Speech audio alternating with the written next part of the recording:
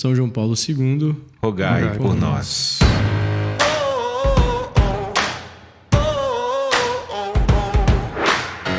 Bom dia, boa tarde, boa noite, sejam muito bem-vindos a mais um episódio do podcast Campus Fidei.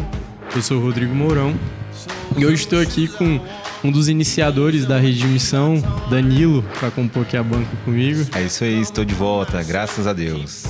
E hoje a gente tem um convidado especial aqui para falar com a gente sobre vida intelectual, o professor Tadeu Rocha, que é um mentor na área de estudos, né, católico, desenvolvimento pessoal, teologia, psicologia, enfim. Você quer ordenar a sua vida, se tem alguém para você ir atrás... Professor completo. É o Tadeu, um completo, né? Ele pode ir lá. Lida com tudo. E aí, temos Tadeu, o benefício de ter ele aqui perto, né, em Brasília. Aqui, graças a Deus está aqui hoje com a gente. Seja muito bem-vindo. Espero que você fique muito à vontade aqui. Já me sinto à vontade. Para mim é um prazer estar aqui com vocês. O convite especial. Não poderia deixar de estar aqui. Para mim é um prazer. Vamos lá. Vamos lá. Então, antes da gente começar, lembrando, sem os nossos colaboradores nada disso aqui seria possível de ser feito. Então, chamar o Tadeu aqui, toda a estrutura. Então, se você quer saber como continuar colaborando para que nós possamos ter mais episódios, mais obras, né? Foi partilhada, tá aí também no YouTube. Manda uma mensagem pra gente no Instagram lá, @campusfidei, agora saiu o underline, né? Saiu. Você conseguiu. Eu fui dar uma formação esse final de semana e eu tô lá com jovens e eu falo, não, segue a gente no Instagram, campus_fidei. Eu imagino que deve ter uns procurando até agora. Você deve digitar o underline, né? Ainda escreve, né? Underline. Alguém tinha pegado o nosso nome, né? E aí a gente conseguiu agora. O Instagram o Senhor nos deu essa graça aí. Deu esse nome aí. Campus Fidei. Vamos lá. Então a gente tá aqui pra falar da vida intelectual hoje. A gente até conversava um pouquinho aqui antes, né? Mas eu acho que é importante a gente definir primeiro assim, o que é uma vida intelectual, né? É quase um mito o termo, né? Vida intelectual, sim. O que tá por trás disso? Tem uma magia, assim, um negócio que é pra poucos ou não. Interessante porque eu vejo sobre dois aspectos a vida intelectual. Então, a primeira. Bom, o homem, ele tem uma inteligência e tem uma vontade. Né? Essa inteligência busca a verdade, essa vontade busca o bem. Então, a vida intelectual é esse movimento do homem em busca da verdade e dessa verdade não só vista de um ponto de vista científico, uma verdade ali seca, né? Mas ele busca a verdade para encará-la depois, num passo seguinte, como um bem. Porque se ele não passar por essa parte de enxergá-la como um bem, ele não vai buscá-la, ele não vai querer vivê-la, ele só vai saber. Como é o que acontece hoje? Você sabe tantas verdades, mas vive quantas delas? Então, quantas delas se encarnam na sua vida? Exatamente. Então, as pessoas sabem muito, mas vivem pouco. Poucos sabem muito e esses poucos vivem pouco. Exatamente. Então, a vida intelectual é um movimento. Vida é movimento. Então, a vida intelectual é um movimento do homem em busca da verdade para vivê-la, para encarná-la. Tanto é que vida intelectual e uma vida católica é a mesma coisa.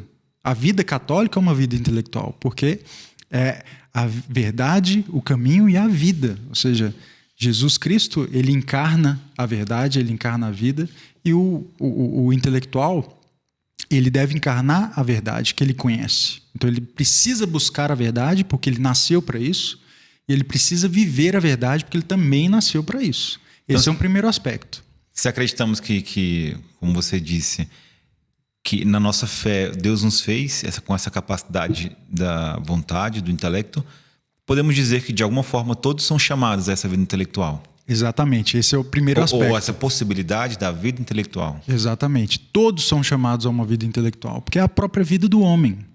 Né? O segundo aspecto, aí vem um chamado específico. É aquela pessoa que vai se dedicar ao estudo, né? A uma vida de busca pela verdade, de ensino da verdade, né? Então ele vai viver ali um chamado específico.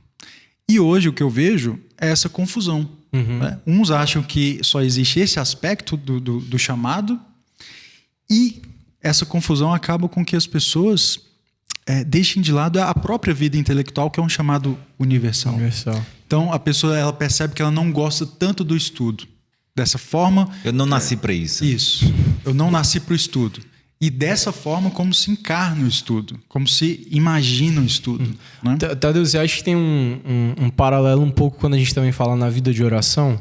Que na cabeça de algumas pessoas, você fala assim, tem que ter uma vida de oração. E aí ela automaticamente pensa num monge, pensa em alguma fé enclausurada, num padre, e faz esse assim, tipo, eu não tenho uma vida de oração porque eu não rezo 8 horas no dia.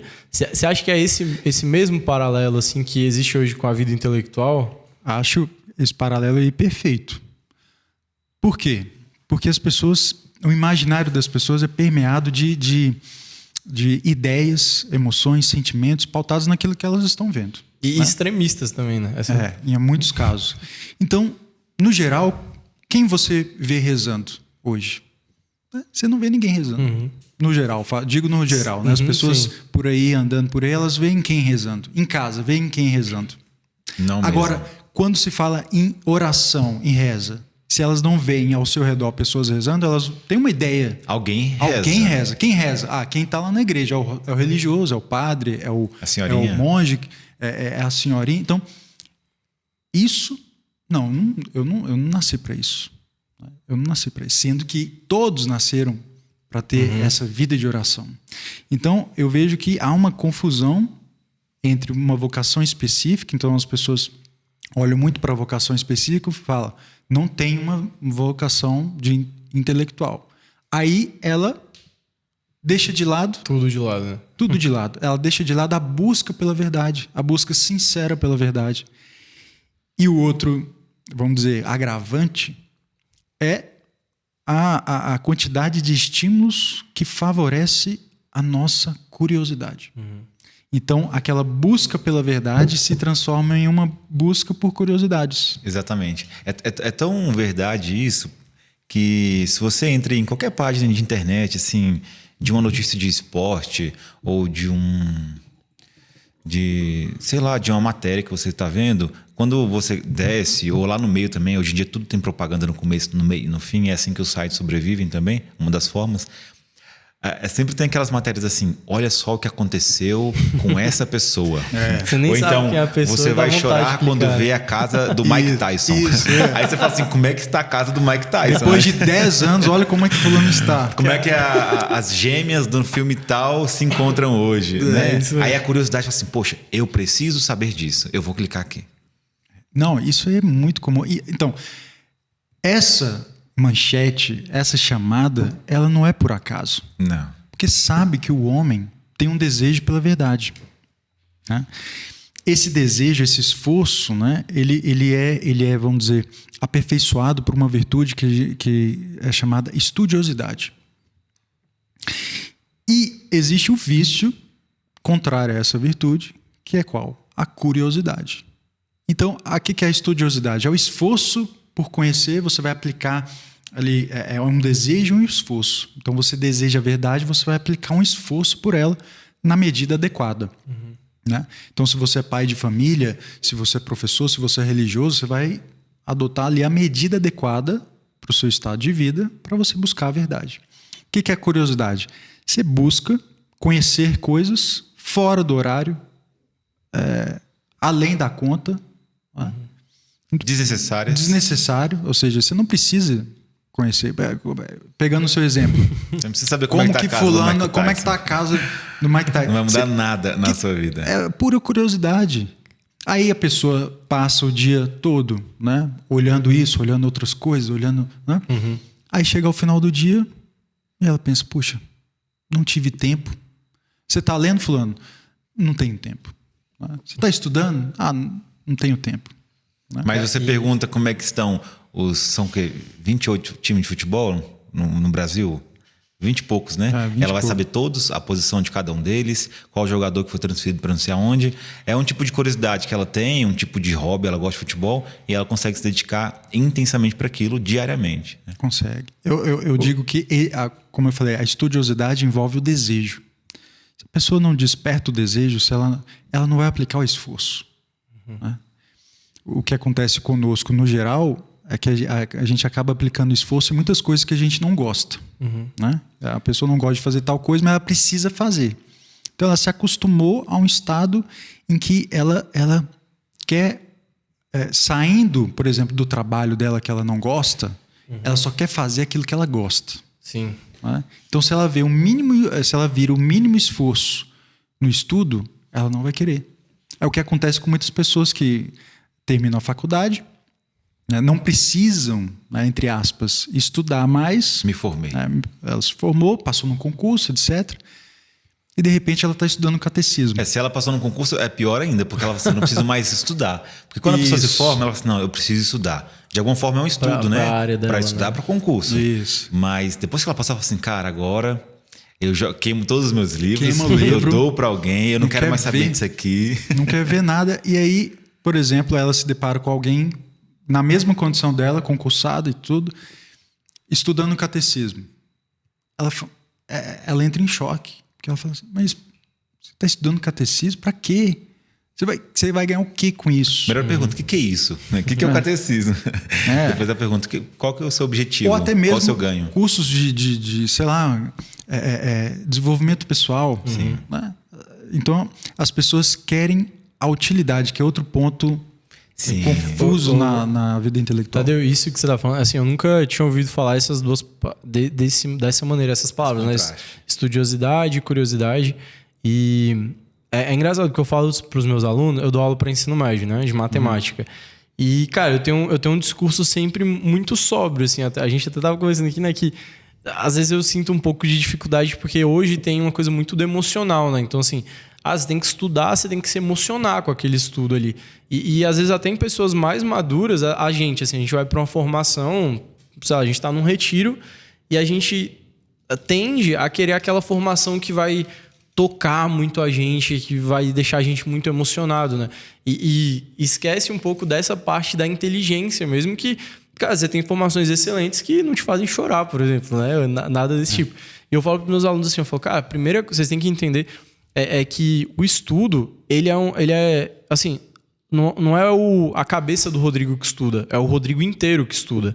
E aí quando você tem uma vida que ela não tá no mesmo nível que o estudo que você quer, fica simplesmente impossível. Então, você tem uma vida super agitada, super curiosa, e eu dou esse exemplo, eu falo, sentimentalista. Você passa o dia inteiro no Instagram vendo pequenos fragmentos de informação.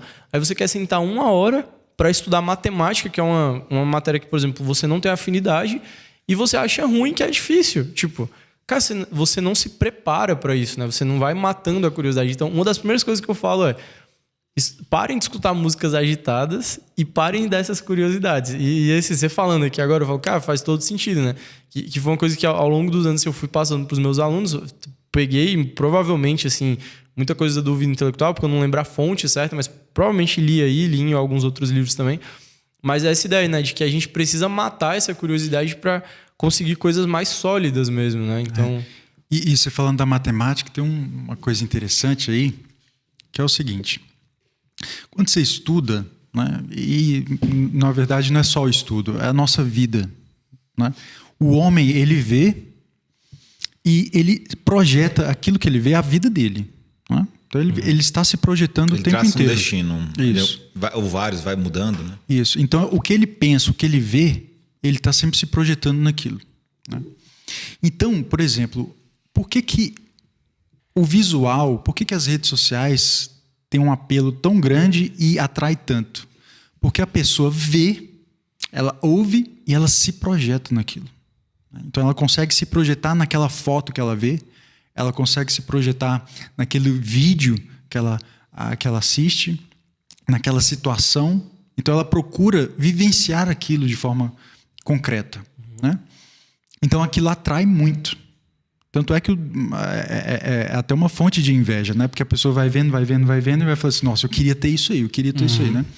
Quando ela vai para a matemática, pensa então, os seus alunos estão acostumados com essa vida bem estimulante, vamos dizer assim. Estimulante, né? Ele vai para a matemática, ele não consegue se projetar, porque ele só vê abstração. Né? Ele não está acostumado a ver abstrações, ele está acostumado a ver coisas, estímulos bem sensíveis. Ele vai para a matemática, ele vê número, ele vê problemas. Não estou falando que são suas aulas, né? Não. Mas ele vê problemas que ele não consegue se projetar. Sim. Literalmente, muitos problemas, né? Isso. E isso é até engraçado, porque isso nem é matemática, né? Eu tenho uma ideia sobre A matemática, quando a gente vai ver, realmente ainda é algo mais elevado, né? Mas quando você para ali no ensino médio, já é muito difícil para Exatamente. Por isso que tem aí modelos de ensino de matemática que partem do concreto ao abstrato, que é o que faz mais sentido. Então, leva isso para a vida intelectual. A pessoa ela começa a estudar e aí ela não consegue se projetar. Por quê? Porque ela começou em algo muito abstrato. Por exemplo, a pessoa que começa lá na filosofia, já direto. Que é outro, assim, é quase que é uma outra...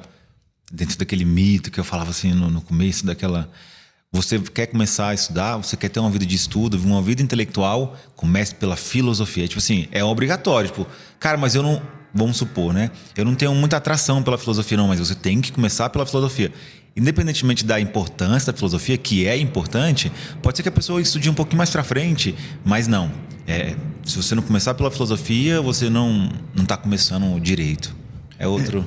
Pois é, esses mitos aí acabam jogando pedras ali na plantação, né? Porque no terreno. Né? Você vê, a pessoa tem lá a terra, a semente, né?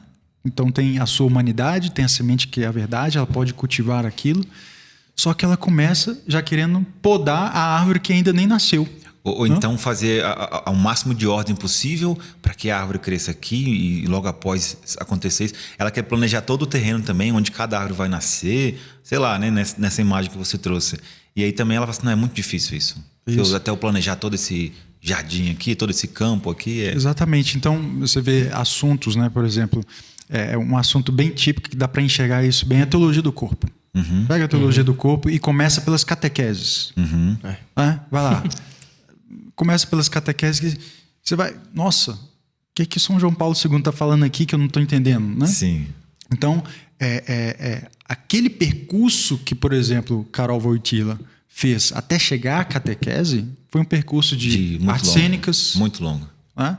De vida pastoral, de contato com... De realidade da vida dele, de sofrimento, de alegria. Sofrimento, etc, etc. Então, aquilo ali já muito contato com casais, né? Para nós... Para as pessoas leem aquilo ali é muito abstrato, para ele é muito concreto. Sim.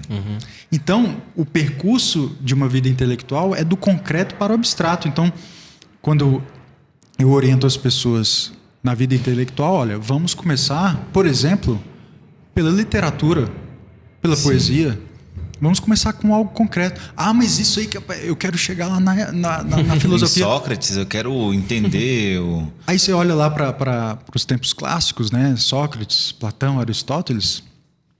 Eles começavam com a filosofia mesmo ali, já velhos.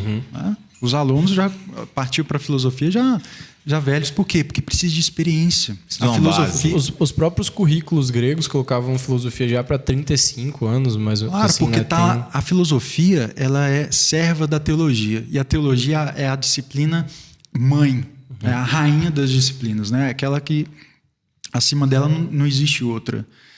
E a filosofia serve à teologia. O que está abaixo? Todas as outras. Todas as outras ciências. Então, o caminho deveria ser esse, ou seja, eu vou por aquilo que é mais concreto. Aquilo que eu tenho uma certa atração, um certo interesse, né? Porque você trouxe o exemplo da teologia do corpo. Tem gerado interesse em muita gente dentro da igreja católica e tudo. Eu imagino até que fora. Mas às vezes o jovem ele quer começar, sei lá, pela um estudo mais da área da política, e aí por aí ele vai traçando uma vida de estudo também, ou então pela área, vamos supor, da matemática, de uma ciência mais exata. Então são caminhos diversos que vão abrindo portas e vai construindo essa base, essa construção até chegar numa vida mais completa. E isso fica ainda mais claro quando a pessoa entende que a vida intelectual, por ser vida, ela envolve o homem inteiro. Então, aquilo que eu estiver estudando, eu preciso levar isso para a minha vida. Então, no final das contas, né, qual que é a finalidade de uma vida intelectual?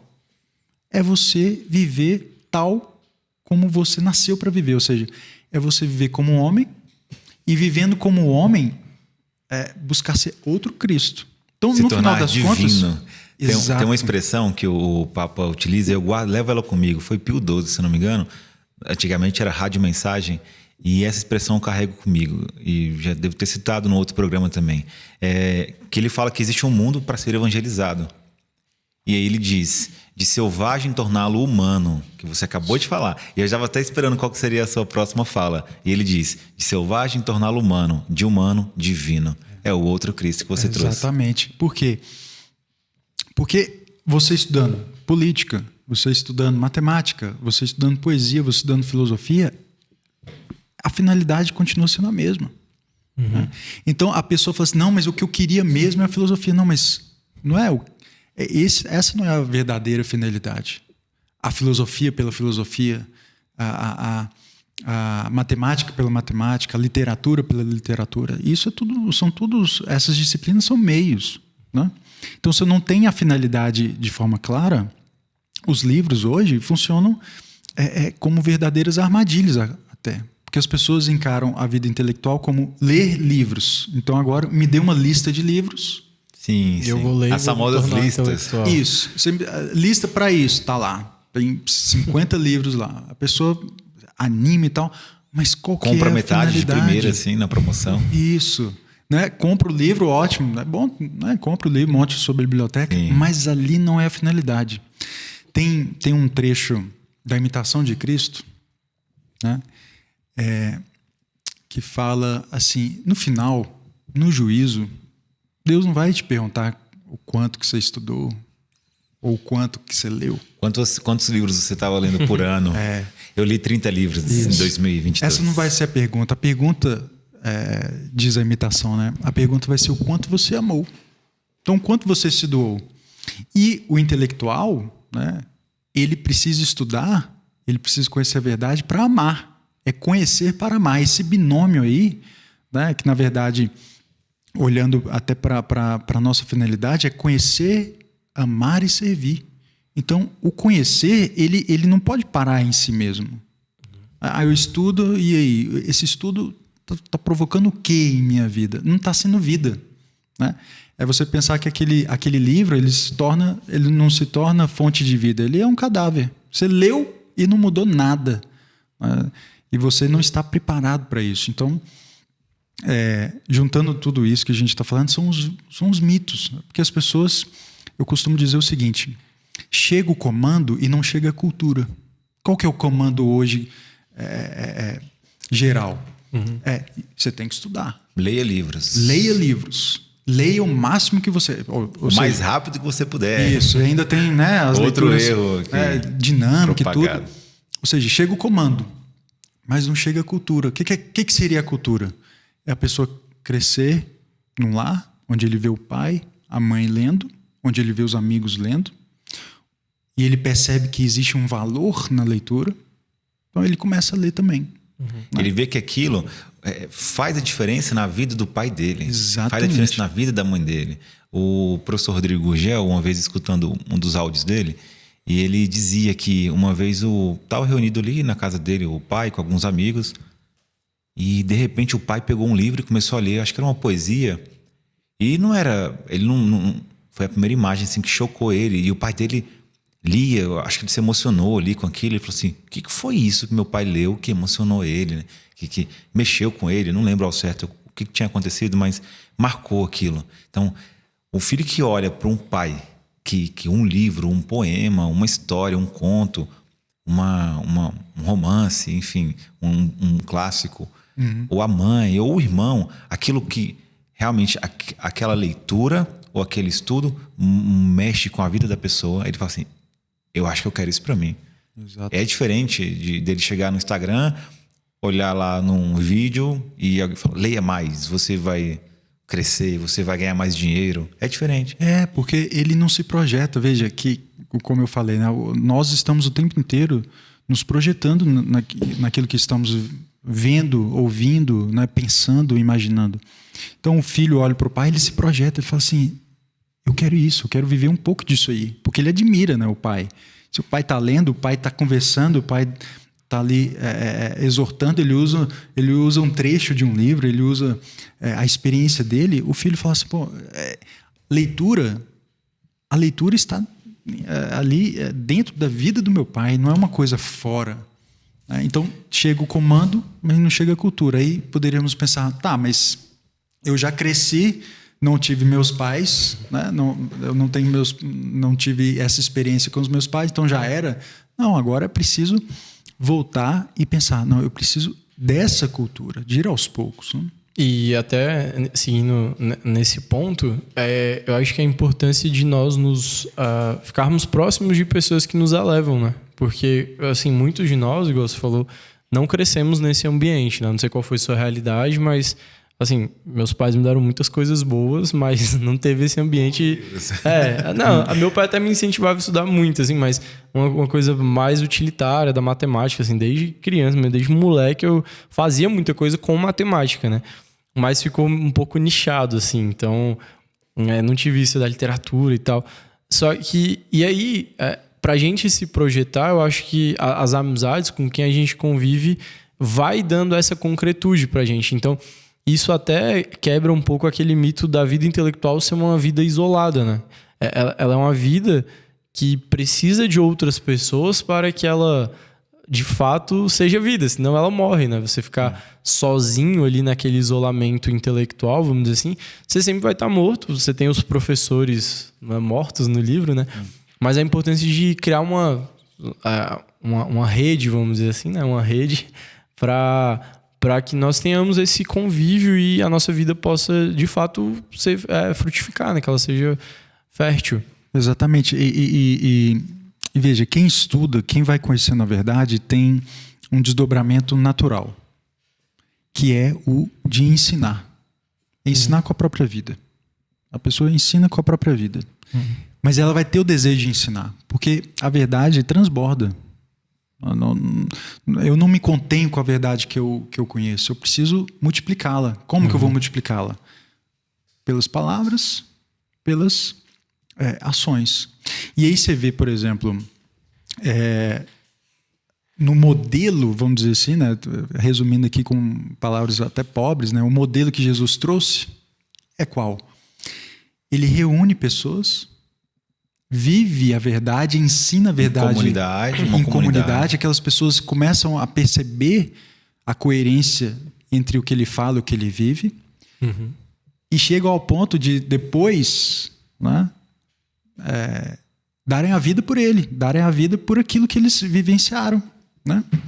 Essa experiência de uma busca pela verdade e uma busca pelo bem que essa verdade traz. Ou seja, você vai aprender, mas é uma vida comunitária também. Veja, Sertilanges fala da solidão, né?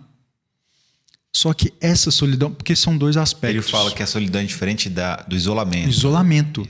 A solidão é importante porque, no fundo, você está sozinho aqui agora. Nós estamos sozinhos aqui agora. Quem está falando agora sou eu e eu mesmo, né? Vocês que estão aqui não estão falando comigo agora, neste momento. Sou eu que estou falando, sou eu que estou respirando, sou eu que estou enxergando, sou eu que estou pensando, né? Apesar de estarmos aqui juntos, né, em comunidade aqui neste momento, mas sou sempre eu que estou agindo. Então, a minha ação, ela é solitária. Mas eu não estou fazendo isso isolado. Eu estou aqui. Eu não estou aprendendo. Então, às vezes as pessoas falam assim, não, eu gosto do estudo para mim, sozinho e tal. Essa é uma caricatura, né? A pessoa que estuda, ela aprende e quer ensinar, né? Então, aquele que sabe e não ensina é o rumo do fracasso, né? Ela sabe e não ensina, tá, a coisa vai fracassar. O Sertilanges diz que o retiro... Porque essa solidão, ele diz assim, que a gente fala do Sertilanges, para quem está em casa escutando a gente, é um sacerdote que escreveu um livro, publicou ali em meados de 1920, chamado A Vida Intelectual. É um livro até conhecido, famoso, para quem já está um pouquinho acostumado com o estudo, com essa área da vida intelectual. Mas se você está escutando um podcast e nunca ouviu falar, é um livro muito bom, é uma indicação para você, A Vida Intelectual, de Sertilanges. E ele vai dizer que esse solidão é vivido, muitas vezes sozinho, de fato, mas às vezes é possível viver uma solidão quando você está com outras pessoas. E, às vezes, o fato de você estar sozinho, isolado, você pode não conseguir viver essa solidão que ela é necessária. Então, o fato de você estar sozinho não significa que isso é virtuoso ou que isso vai te trazer algum benefício. Pode ser o contrário disso. E aí, quando é necessário, realmente precisa haver um certo isolamento. Ele diz assim, o retiro é o laboratório do espírito. Então, é necessário também, mas não somente. É necessário ter essa comunidade, essa comunhão. Até porque se a gente fala de um nível mais elevado, mais espiritual e verdadeiro, nós temos a comunhão dos santos. Então, em momento algum, nós estamos isolados uns dos outros. Estamos sempre em comunhão, ainda que a gente não saiba. É só você pensar que toda a estrutura da realidade nos vem por meio da Trindade. Né? Nós acreditamos em um Deus que é uno e trino. Deus não é solidão, Deus é comunhão. Então, toda a estrutura da realidade está submetida a essa relação. Ou seja, existe a pessoa, mas existe a relação. Então, em determinado momento, eu vou viver ali a minha pessoa. Ou seja, o meu momento de estudar, vou estar ali sozinho, Sim. vou estar ali conhecendo sozinho. Só que existe também um momento da relação. Eu vou levar aquilo que eu estudo para o outro, né? Para aquelas pessoas que estão rodeadas. Então, precisa haver essa dimensão, que é outro mito, né, que a gente precisa vencer, que é assim, o estudante, o intelectual é aquela pessoa que se isola está lá na biblioteca sozinho, não conversa com ninguém, é rabugento. Não. E essa parte da relação, ela traz aquilo que você falava do desejo, né? Ela cria, ela ajuda na vontade justamente por conta, às vezes, dessa criação do desejo. Porque se você tem alguém para compartilhar aquilo ali... Eu vou dar um exemplo assim, por exemplo, a educação de criança. Foi uma coisa que nunca me chamou a atenção. Aí o Tomás nasceu... É você ter uma criança. Tipo assim, nunca me chamou a atenção a educação de criança, nunca me importei e tal, né? Eu estudava matemática. E aí, quando meu filho nasceu, eu falei assim, cara, como é que eu ensino matemática para criança? Porque já vinha aquela coisa assim de... as escolas são ruins, os currículos são péssimos. Tudo isso eu sabia. Eu olhava para o ensino médio e falava, cara, é péssimo. Tem muita coisa que é péssima aqui. Quando o Tomás nasceu, eu falei, cara, por que eu vou esperar ele ter 15 anos para eu tentar resolver o problema se eu não posso educá-lo, né?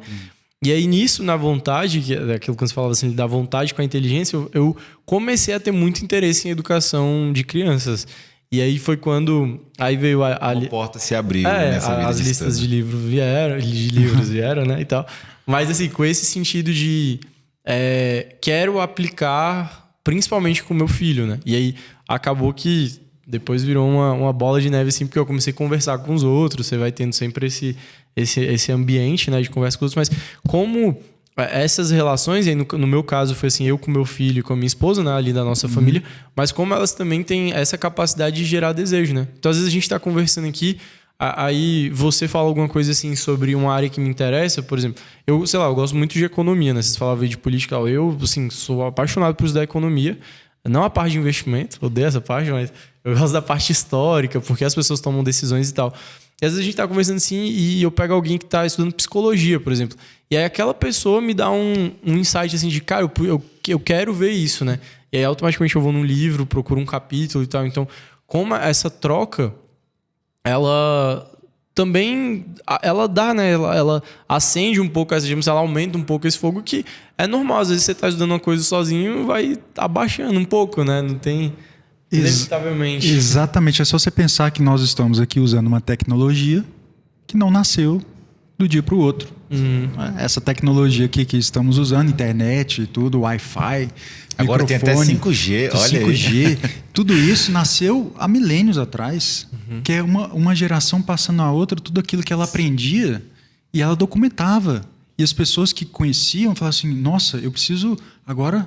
melhorar. Dar um passo a mais, né? Porque a nossa vida aqui é finita, então vai chegar um determinado momento, você vai transmitir, falar, pronto, até aqui eu consegui chegar, o outro agora vai retomar daqui, ele não vai começar do zero, não vai começar a inventar a roda. O professor José Munir Nasser, ele usa um exemplo muito interessante, já é falecido, eu conheci ele nessas pesquisas de internet e acabei já assistindo os vídeos dele, muito bom também, outra indicação, José Munir Nasser, procurei no YouTube, ele tinha um clube de estudo, de leitura, era muito interessante. Tem palestras valiosíssimas no YouTube. Ele dizia assim, voltando um pouquinho lá na cultura que você citou, ele dizia assim que a cultura ela vem de cultivar. É algo que precisa de um esforço, de um tempo. Imagina você uma plantação, um cultivo. Você vai lá, mexe na terra, coloca ali a semente, espera. Assim também é a vida intelectual. Uma vida intelectual com uma cultura, algo mais elevado. E ele diz assim, nós não somos tigres. Um tigre, ele nasce um tigre, cresce um tigre, morre um tigre, e ele é sempre o primeiro tigre. O outro tigre que vai nascer, ele continua sendo o primeiro tigre no mundo, porque o anterior não deixou nada para ele. Nós homens não. Nós temos toda uma cultura deixada. Ele citava a parte da literatura, mas tem a parte da tecnologia. Todo o conhecimento que nós temos hoje é um conhecimento que foi, por nossos antepassados, né, serem homens também capazes, com intelecto, vontade. Ele foi um conhecimento que foi sendo cultivado, crescido, amadurecido e guardado e passado adiante. Então, a gente tem que pensar dessa forma. Nós não somos o primeiro homem da humanidade, como um tigre é sempre o primeiro tigre. E isso remete muito, me faz lembrar muito da questão da humildade, porque que é uma virtude fundamental para todos nós, mas para aquele que vai estudar, ele precisa da humildade muito, né? O Hugo de São Vito coloca lá como o princípio do aprendizado é a humildade, né? Então, veja, a pessoa que ela não é humilde, ou soberbo, vaidoso, orgulhoso, né? Ele acha, em alguma medida, principalmente aquela pessoa que gosta muito de estudar, né? Ela acha que ela já detém o conhecimento de que ela necessita para promover o que ela quiser. Então ela tem muita ela leu 2 livros, ela já faz 3 cursos para vender no Hotmart. Isso. Ou então ela nega, né, a oportunidade de aprender com outro. Exatamente, fecha. Você não tem nada para mim. Qual que é seu título? Qual a sua experiência? Qual que é a sua experiência? É tal. Não, então de você eu não tenho nada para aprender, né? Então nós aprendemos de todo mundo. Eu aprendo com os meus filhos, aprendo com meu filho que ainda nem fala. Eu aprendo com a minha filha que fala, mas ainda não gesticula ideias e tudo. Nós aprendemos com as coisas, com o mundo, com a natureza, ainda mais com as outras pessoas. Né? Só você vê os primeiros filósofos, né? Eles aprenderam como? Né? De onde? Olhando, contemplando e se maravilhando. Né? Tem o Tríptico de São João Paulo II, que é um livro de poesias, é lindíssimo, né? E mostra justamente isso, esse maravilhamento, o homem se maravilhando com aquilo que está ao redor dele. E aí, de tanto ele é humilde ao ponto de falar assim, nossa, quem fez isso? Como que isso veio parar aqui? Como que eu vim parar aqui? E esse pensamento, essa reflexão, ela é elevadíssima. Você pode, às vezes, ler um livro de 100 páginas, 200 páginas e talvez não ter essa reflexão, esse maravilhamento. Abre um parênteses curtinho, tem um livro chamado Ao Amor, o nome do livro. Eu não li o Tríptico, mas são 2 autores que falam sobre teologia do corpo também, mas eles trazem uma versão poética com as obras de João Paulo II, o Tríptico. Tem aquele outro livro também, esqueci o nome, mas depois eu trago. E ele vai trazer isso, nós precisamos aprender Encher esses corações? Não, um que saiu até na minha biblioteca católica, um pequenininho, Ourives. A Loja do Ourives. A Loja do Ourives. Ele traz também esse livrinho. E um dos pontos centrais do livro, do Chamados ao Amor, ele diz assim, nós precisamos aprender novamente a ter essa capacidade de se maravilhar com as coisas, com o mundo, com as pessoas, né? Com tudo. Fala assim, caramba, olha isso, seja com a natureza, seja com um filho, seja com um amigo, seja com algo que eu estou aprendendo, você fala, caramba, olha isso. E você falava dos filhos, né? E o Tomás vai fazer 2 anos agora, né? E uma coisa, eu até falava na catequese, na catedral aqui semana passada, que eu estava falando sobre oração e tal. E eu falei sobre o que é esse fazer-se como crianças, né? Que a gente às vezes vê no evangelho e fala, cara, como assim? O reino do céu é das criancinhas e tal. Você fala, que isso? E eu falava essa parte porque o Tomás, seguindo a vida, né, sobre a vida intelectual, como você aprende assim com os outros, como as crianças nos ensinam sobre esse maravilhamento. Porque a criança é assim, qualquer coisinha que você faz, pra criança, ela é bem... Ou é 8 ou 80, né? Então, às vezes você faz uma coisinha pequena e ela já fica... Uau! E aí o adulto tem aquela reação natural de, vamos dizer assim, se maravilhar com ela, né? Então, acontece assim, meu filho, ele vem aqui no instituto e passa muito avião aqui. Quando passa um avião, ele fica espantado, assim, ele fala, cara, como que passa um negócio que tá longe? Ele nem sabia que, assim, tá longe e faz esse barulho, né? Então, ele imita o barulho do avião. E aí eu me peguei um dia percebendo que eu também ficava assim, sempre que eu vi um avião, porque eu olhava o avião e falava, caraca, eu lembrava dele. E aí dava esse maravilhamento que nem é um maravilhamento racional, assim, porque, assim, você pensa, eu não escuto o avião e falo, nossa, Deus é muito bom e tal. Nem é nesse sentido, mas dá uma alegria no coração, assim, por uma coisa boba, sabe? Pequena, que você nem sabia que você podia ter mais, né? E isso, veja, até hoje, quando o avião, eu gosto muito. Até hoje, quando eu vejo, eu falei, gente, olha só que capacidade, né?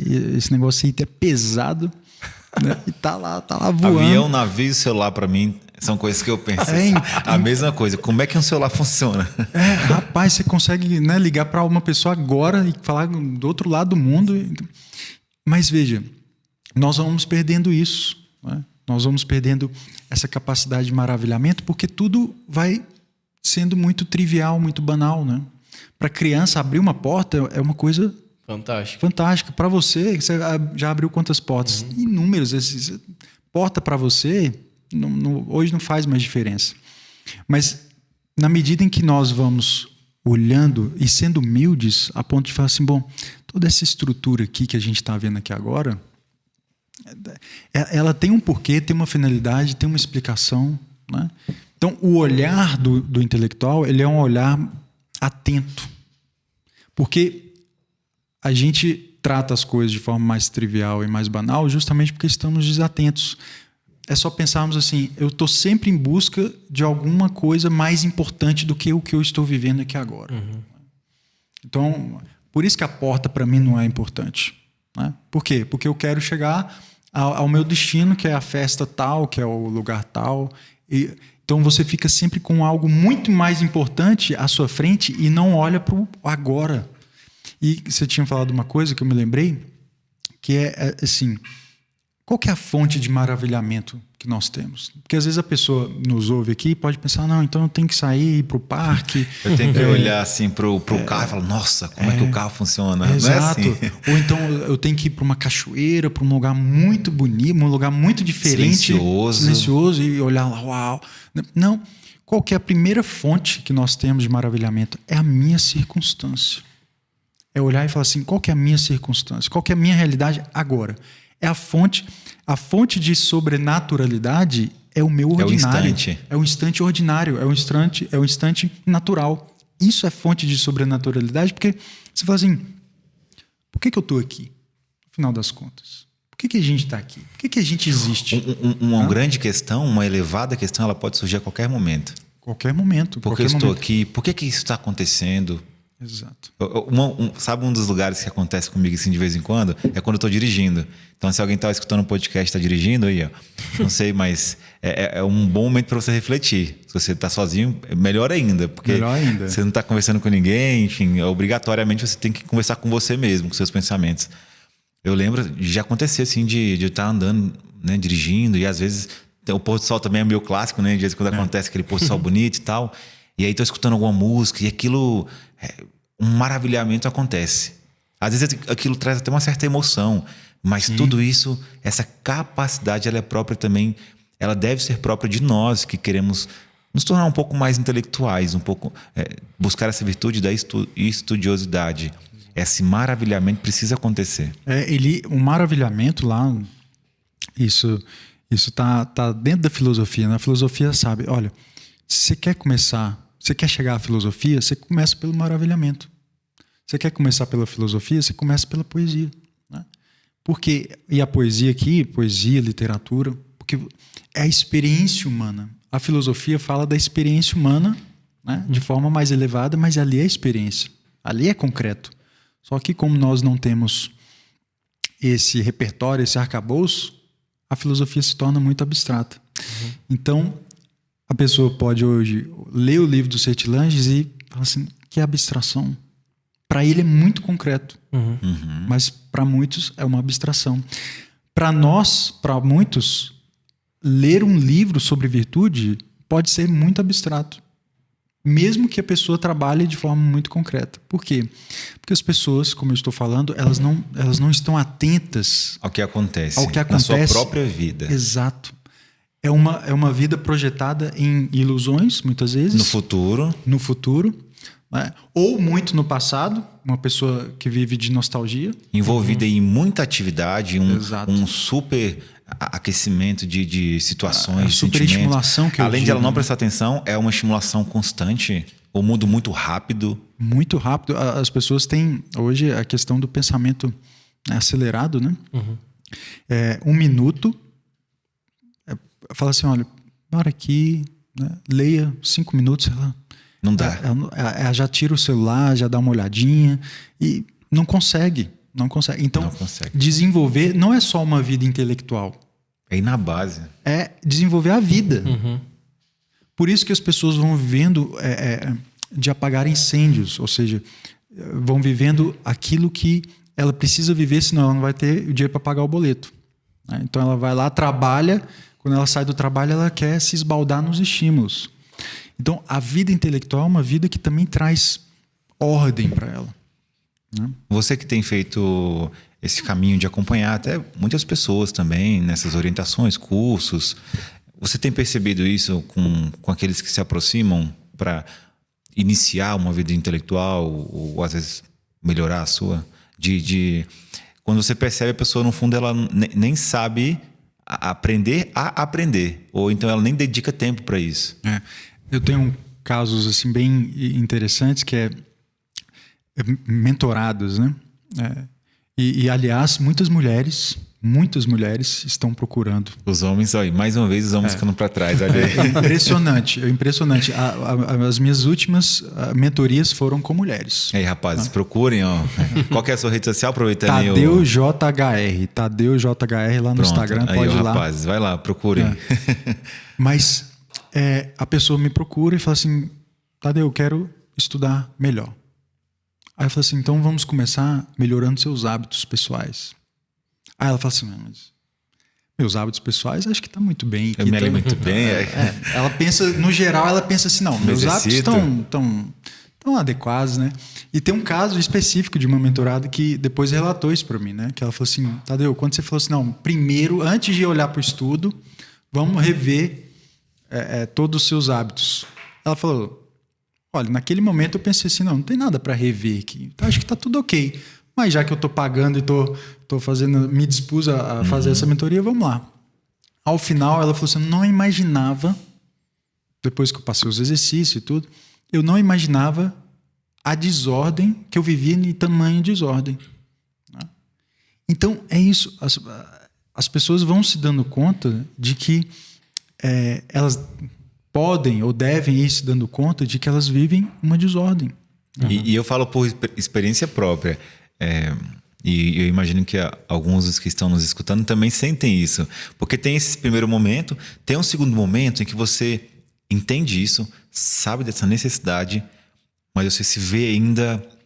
Consegue avançar um pouco, mas você ainda se vê meio desordenado. Eu mesmo, eu falo assim, caramba, graças a Deus, nos últimos 3, 4 anos... Comecei a me interessar mais pela literatura, comecei a pesquisar, ir atrás de obras, indicações. Fui comprando alguns livros também. E eu olho e falo, mas eu não arrumei tempo ainda para ler ou para estudar mais, ou leio ainda assim, muito pouco do que eu conseguiria. Não no sentido de que eu quero ler muito pela quantidade, mas eu ainda estudo menos do que eu poderia. Estudo, leio, enfim. E aí esse segundo ponto que eu quero dizer é, você tem consciência disso e você fala, putz, mais um dia passou, essa semana passou e eu não consegui melhorar ainda. Também é necessário ter essa Pelo menos essa consciência já é um bom sinal, né? De algo tá errado na vida. Aí para melhorar é um esforço. Que aí vem a educação da vontade. Chega domingo, né? E você fala assim, pô, amanhã eu vou leio 2 horas por dia. Vou na missa, rezo 3 terços. Aí você quer tirar todo... Tanto da oração que você falava no início, quanto da vida intelectual. Você fala, poxa, hoje eu consegui ler mais de 2 horas e consegui rezar não sei quantos terços. Fazer o rosário logo, que é pra... ganhar a semana. Isso acontece. Então, a pessoa ela se projeta nesse pensamento e ela sente um certo deleite nesse pensamento. Amanhã eu vou ler. Vai render, o dia amanhã 2 horas e vou rezar tudo. Então ela se projeta nisso, tem um deleite. Só que ela não casa o desejo, o plano, com a realidade. Esse é o primeiro ponto. Porque ela tem uma realidade de pai de família, de mãe de família, filhos em determinada idade, trabalho, né? Outras atividades, ela se esquece que ela tem que dar conta disso tudo e que a leitura para ela não seria de 2 horas, poderia ser de 10 minutos. 10 minutos ela conseguiria. Só que aí existe toda uma pressão dos pares, né? Essa coisa, para mim também é uma coisa que eu tento trazer nas mentorias. Aí eu falo assim, olha, não sou eu que vou determinar que você tem que estudar 2 horas. Não é o Sertilanges. Ele não está falando para você. Né? Ele falou para um público e agora a gente tenta... É como se a gente estivesse ouvindo, né?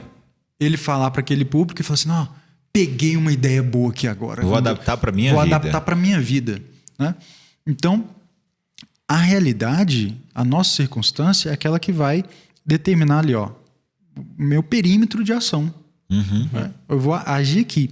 Aí você falou, puxa, já tomei consciência, mas a coisa não vai. Não vai. Né? E eu falo isso muito lá pro pessoal que interage comigo nas redes sociais, que é o quê? O problema dos vícios. Os vícios corroem a nossa vida. Sim. Você já sabe o que você tem que fazer, ou você tem uma ideia daquilo que você tem que fazer.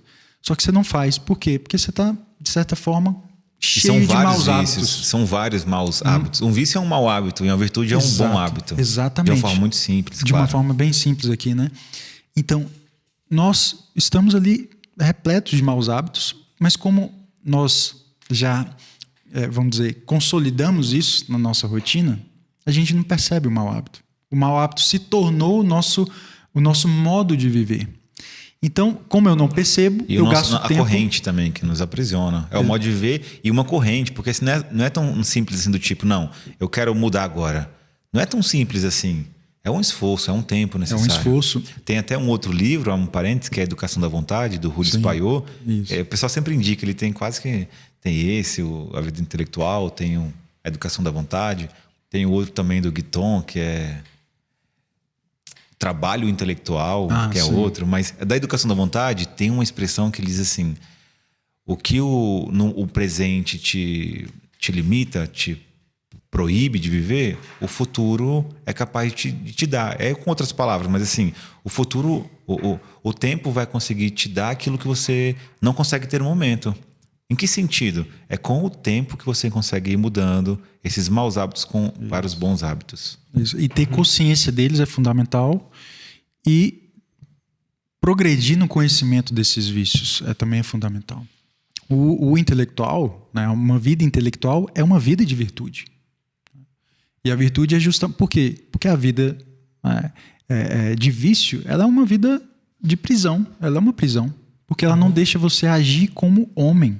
É o selvagem. O selvagem é o viciado. É o selvagem. Estamos indo, a gente regride para o selvagem e muitas vezes relacionado àquele prazer, aquele sentimento que aquela vida do selvagem traz. Tanto é que a minha experiência com as mentorias foi... Eu tive que perceber isso na prática, né? Ou seja, eu fazia a mentoria ali intelectual e eu percebia que os meus mentorados... Eles não conseguiam. Era aquela coisa, olha, puxa, Tadeu, sabe o que é? Nossa, essa semana foi assim, mas eu vou melhorar. Pode deixar que semana que vem... Tadeu, desculpa. Né?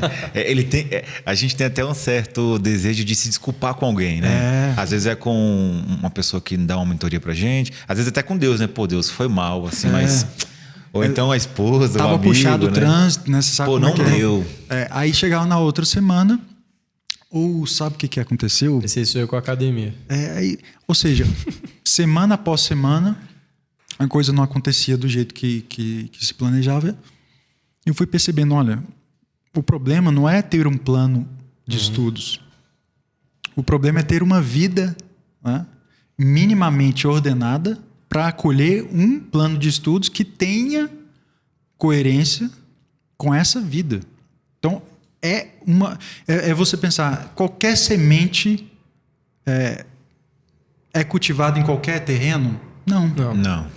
É o mesmo esforço? Não. Então, veja, o terreno ele precisa dos nutrientes necessários para aquela semente progredir. A mesma coisa a vida intelectual. Eu preciso de um terreno com determinados nutrientes. Quais são esses nutrientes? Uma vida minimamente ordenada, que são as virtudes, né? Mas eu não estudo para ter a virtude? Agora você está falando que eu tenho que ter a virtude para estudar? Para estudar. Mas é um ciclo virtuoso. Né? Então, é como a graça é suficiente, né? Deus te dá um pouquinho, o mínimo, né, para você agir. E agindo, ele vai dando mais. Né? Mas você sempre tem um mínimo. Eu lembro de Padre Paulo usar uma imagem que eu nunca esqueci. Nós somos como aquele carro que sai da concessionária. Ele sai com a mínima gasolina que o motorista precisa para parar no próximo posto de gasolina para ele encher o tanque. Então a gente está sempre com o mínimo, está sempre com a reserva. Na reserva. Essa reserva é suficiente para você chegar ao próximo posto. Então, isso acontece conosco. Então, a gente precisa caminhar de forma cíclica, ou seja, eu preciso de um pouquinho de virtude. O estudo vai ser mais bem aproveitado. O estudo sendo mais bem aproveitado, eu vou viver melhor a virtude. Então, é um caminho que se retroalimenta em uma coisa, que se complementa, são questões complementares, né? Então, um intelectual que vive no vício, ele não está atingindo o objetivo daquela vida intelectual, que é a virtude, que é o bem, né? Que é o encontro com Deus. Ou seja, ele está aprendendo a verdade e não está vivendo a verdade. Então, é como acontece hoje na ciência. A ciência virou isso. Por isso que a ciência ensoberbece, a ciência incha. A academia, eu falo para os alunos assim, eu não cheguei a fazer mestrado, doutorado, né? Mas eu tive um contato ali. E eu tenho contato com padres e bispos. E eu falo, cara, a academia, ela é mais hierárquica do que a igreja, pô. É impressionante, assim, você achar que nesse sentido de, olha, naquilo que até que você falou no início, né? Eu não vou te escutar porque você não tem um título que você precisaria ter para falar comigo, entendeu? Você não tem tantos artigos para falar comigo e tudo mais. Então, você acontece não tem lugar isso. de fala. Você não pode falar comigo. E aí, se parássemos para pensar aqui, o que é um título de mestrado e doutorado, se não um debruçar sobre um ponto específico, né? Que depois aquele título vai abrir portas para a pessoa falar de qualquer coisa. Inclusive, coisas que não estão no escopo sequer da área dele. Né? Mas ele recebe o título de mestre, o título de doutor, que abre as portas para ele falar de qualquer coisa. Então, é mais uma ilusão que a gente vive, é mais um mito. Né? No final das contas, é a humildade, porque o humilde, ele escuta o doutor, o mestre, o graduado, o analfabeto. O analfabeto. Eu gosto muito de... Bom, é um esforço que eu tenho e talvez é uma graça que Deus me dá também. Não da humildade, de ser humilde. Claro que eu busco ser humilde também, mas de ter essa capacidade de parar, escutar, tentar perceber o que está acontecendo ao meu redor, principalmente quando eu estou conversando com alguém. E eu sou uma pessoa que gosto de fazer amizades, de interagir com os outros. Eu mudei recentemente de trabalho, acho que tem um mês que eu tô lá. Eu já ganhei até um cuscuz da copeira lá do trabalho onde eu estou. E a gente faz amizade, conversa com ela, às vezes eu vou lá pra Copa, assim. E é uma pessoa simples, mas um coração, uma pessoa muito de Deus, assim, também. Eu gosto muito de aprender ou tentar aprender com essas pessoas, sabe? Porque parece assim, aquele clichê, né? Não, mas é verdade, uma pessoa mais velha. Às vezes ele fala assim, até umas coisas erradas, mas lá no meio tem uma coisa que é interessante, um conselho bom que a gente pode guardar com a gente.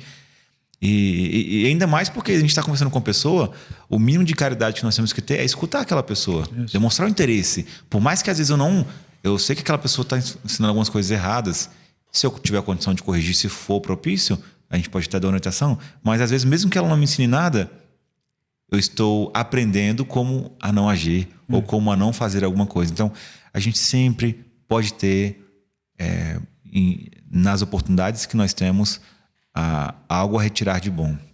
E até, cara, pode ser impressionante falar isso, mas eu acho que essa foi a principal lição da vida intelectual para mim. Porque quando a gente leu, né, no grupo de estudos literários que a gente tem aqui, pelo seguinte, eu falei para vocês aqui, né, que meu pai sempre botou muito essa coisa da matemática, então eu nunca tive muito problema com ordenar, achar um horário e estudar. E aí, enfim, os assuntos vieram, né?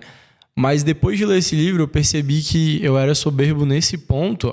Ainda sou, né? Falo assim, superei tudo e tal. Ainda tenho um pouco assim, mas eu falava sempre pra Monique, né? Minha esposa, eu falava, cara, eu odeio conversa de elevador. Sabe aquela conversa que você senta assim e fala, pô, vai chover hoje, né? Cara, isso me dava... Jogou, o Flamengo perdeu. Aí a pessoa pensa, e aí, você torce pra que time? E eu, pô, cara, eu nem curto futebol, sabe? Então, eu tinha uma raiva mesmo, assim, sabe? Era uma coisa que chegava ao ponto de, cara, eu não quero falar com essa pessoa. E depois desse livro, foi quando eu me atentei pra... Até eu mudei, acho, muito com o Tomás, até, assim, depois que eu comecei a pegar mais... Que é essa coisa de eu olhava, às vezes, pro Tomás e falava... Até já falei, acho que em outro episódio disso, assim, eu olhava pro Tomás e falava, cara, eu não tô fazendo nada, pô. Tô olhando uma criança de 9 meses tentar ficar em pé. E eu não conseguia perceber, tipo... A maravilha desse momento, né? Ou então falando com pessoas que eu achava que não podiam me acrescentar em nada. E assim, você sabe, talvez nem acrescentem mesmo, mas essa parte de você botar a vida intelectual a serviço do outro, sabe? Só esse escutar, que é esse preparar o coração, tá pronto para ser curioso no sentido bom, né? Essa curiosidade de, tipo, você é uma pessoa, eu tô aqui, te escuto e sabe, você é a imagem e semelhança de Deus. Eu acho que essa foi a maior mudança que esse livro, né, trouxe, que vai até contrário até o que a vida intelectual dá de ideia, né? Eu espero que quem esteja escutando isso aqui não tenha mais essa ideia, mas é aquela ideia inicial de que é uma coisa, né, totalmente isolada e tal. No capítulo 3, a gente tem um grupo de estudos literários, inclusive acontece aqui no Instituto, no primeiro e terceiro sábado do mês.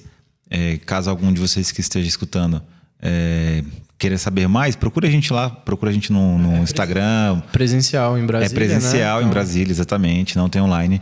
Mas quiser um dia conhecer, vir, a gente tem feito a leitura desse livro, por isso que ele está bem fresco assim, na minha cabeça, algumas partes. E nós vamos passar aí o ano inteiro lendo, mês a mês, os capítulos. E essa parte que o Rodrigo trouxe, no capítulo 3, que ele vai falar sobre a organização da vida, ele vai falar várias vezes no livro, mas é que ele diz assim, olha, na página 68 da versão do livro da Quirion: os tolos também concorrem para nos servir e para completar nossa experiência. Os tolos, né? Mas não os procure. Eles são legião, eles são muitos. Aí ele continua: aqueles, porém, que encontrar, saiba utilizá-los. Utilizá-los no bom sentido, não no sentido de utilitarista. Né? Aí 2 pontos. Intelectualmente, como uma espécie de contraprova, ainda que seja uma contraprova, não, eu não posso ser assim. E humanamente, cristãmente, para o exercício de virtudes de que eles se tornam os clientes dessa virtude. Então, o que você falava, às vezes não vai ensinar nada, pode ser uma contraprova e às vezes pode ser um exercício de virtude, de caridade com o próximo, de escutar o próximo, de estar naquele momento, de dar uma atenção para ele. Para mim, um grande exemplo, um maravilhoso exemplo, é o de Jesus Cristo. Ele é Deus. Ele não precisava ter diálogo. Vim escutar um homem aqui, né? Já homem. Ele não precisava de diálogo. Bastasse olhar para a pessoa e ele sabia tudo que está acontecendo no interior dela. Basta ver a samaritana, né? Teve 5 maridos. Ou seja, e isso, né? Essa pergunta no elevador, ela revela o desejo que nós temos de conhecer o interior da pessoa. Porque a gente olha aqui, né? Eu olho para vocês aqui, mas eu não me contenho. Eu quero saber o que você pensa. Eu quero saber, me comunicar. Eu quero me comunicar. E comunicação envolve o interior. Eu comunico aquilo que está dentro de mim, porque aquilo que está fora de mim, eu já estou comunicando. Já estou Você já está vendo. Né? Então, a pergunta, essas perguntas triviais, né? Sim. Qual que é o seu time? Puxa, vai chover. É só vamos dizer, um início, uma forma de iniciar uma comunicação que quer saber o que você pensa. Eu quero conhecer você. Né? E isso revela justamente esse movimento de um desejo pela verdade. Eu quero saber qual que é a verdade que existe aí dentro, porque existe verdade aí dentro. Então, por isso que, imagina, se eu olhar para uma pessoa e falar assim, aquela pessoa não tem nada para me ensinar. Como? A pergunta, né, que eu me faço e recomendo para as pessoas como você tem a certeza de que aquela pessoa não tem nada para ensinar? Como você tem? Você sabe de tudo que ela sabe? Para falar assim... Ainda no quesito que, mesmo que a pessoa não seja uma contraprova, mesmo, né, que não seja como é que se diz? O caso de você exercer uma virtude, mas às vezes é um conhecimento que realmente a pessoa tem e ela pode te passar um conhecimento, mas você não se abre para isso. Dávamos o exemplo, um analfabeto, ele pode ter uma experiência de vida riquíssima e pode ter ali provérbios, né, até dele mesmo, que são ensinamentos para a vida de qualquer um. Então, por que ele ser analfabeto vai fazer com que eu não aprenda dele alguma coisa? Então, essa dimensão da humildade, né, aqui sintetizando toda a busca pelas virtudes, né, já que a humildade também é uma das raízes, é a raiz das virtudes, né, ela é fundamental para a nossa vida intelectual. Justamente porque, pegando até uma coisa que você falou anteriormente, porque as virtudes me ajudam a esclarecer o mundo, a olhar para o mundo e enxergar aquilo que eu preciso enxergar, e uma das coisas que eu preciso enxergar é a finalidade da minha vida e a finalidade das coisas. Você falava que a comunidade desperta o desejo, né? Outra coisa que desperta o desejo é quando você enxerga a finalidade. O fruto daquilo. Você enxerga por que você está fazendo isso. Você fala, isso é importante por causa disso. Então eu vou buscar. Quando você não enxerga isso, as atividades elas parecem só um passatempo, várias uma ocupação. Ações, uma ocupação. Para que eu tenho que acordar cedo? Se a pessoa não enxerga uma necessidade, uma finalidade, ela fala, é melhor ficar na cama. Por que eu vou ler esse livro aí? Né? Se você falar assim, não, porque esse livro aqui ele traz, né, você dá lá todas as finalidades, se a pessoa não enxerga isso e não enxerga um bem nisso, ela dificilmente vai. Ela não deseja. Né? Por isso que é aquela coisa do cultivo. Eu gosto da seguinte visão também, da imagem. Você planta, começa a crescer. Tem lá o brotinho. Se você olhar segundo após segundo, você não vai ver nada de diferente. Minuto após minuto, você não vai ver nada de diferente.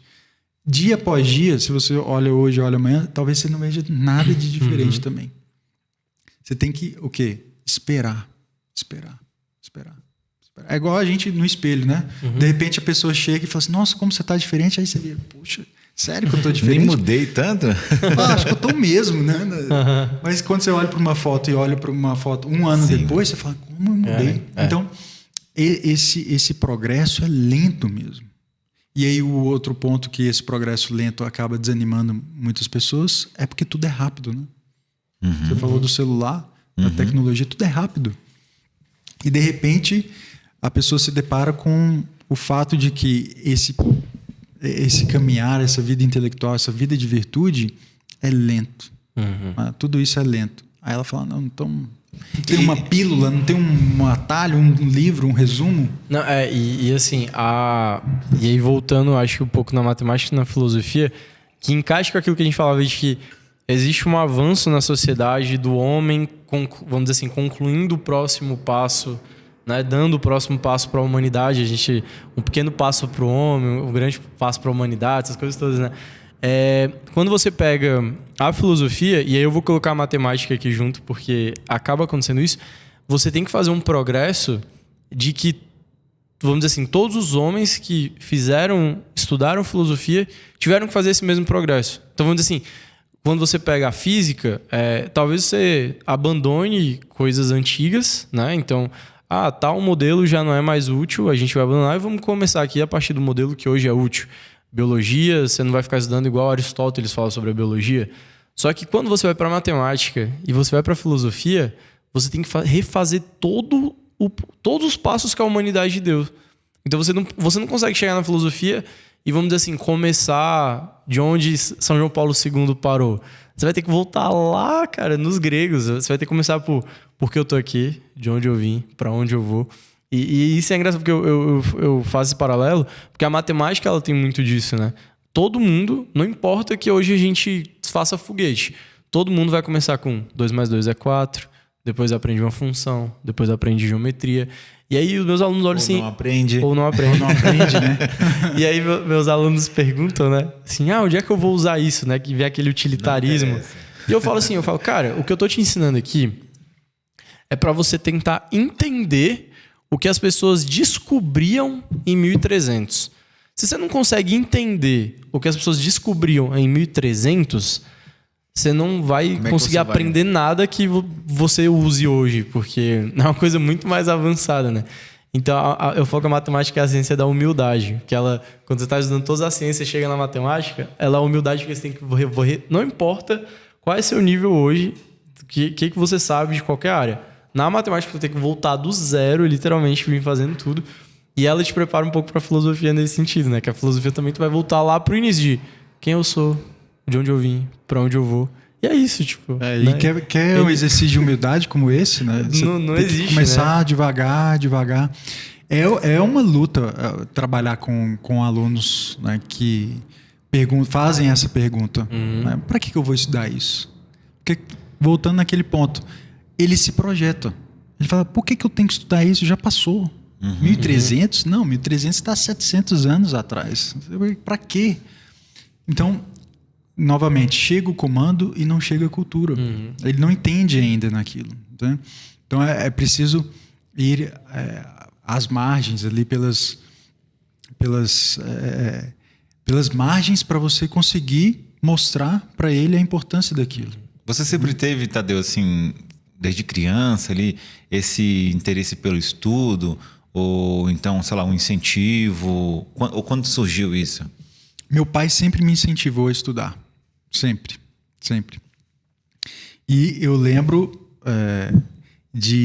daqueles deveres de casa que meu pai me fazia corrigir e eu tinha uma raiva, porque eu lembro de gastar quase uma borracha inteira numa lição que eu não estava conseguindo fazer. Eu lembro direitinho, né? Aquelas borrachas azul e vermelha. Metade azul, metade vermelha. Mercury, sei lá. E com o tempo eu fui adquirindo muita facilidade com o estudo. Então, qualquer disciplina ali eu tive muita facilidade. De interesse maior? Matemática. Olha aí, cara, só eu tô de fora. Mentira, eu gosto também de matemática. Matemática.